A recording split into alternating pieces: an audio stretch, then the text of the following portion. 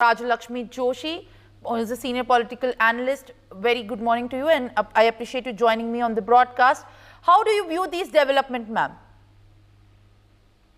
Yes, I would say that this is better late than never.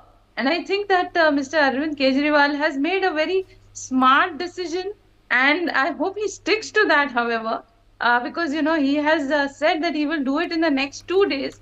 And you never know. He could always say that, my party has decided that I am the best choice.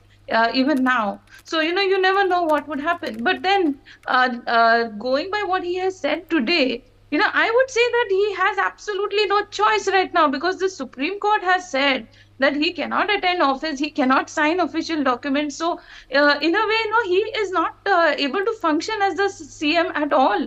So, even very frankly, he was not holding any portfolios and he was not really actually being very functional even when he was out of jail, to be very honest.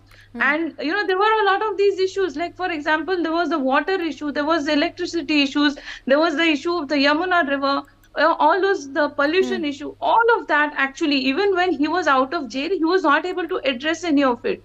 Now, even today, looking at it, see, when he was inside the jail, he was sending out, supposedly, he was sending out letters and communications to his ministers saying that please take care of the water, as if he was doing a lot when he was outside. He was not.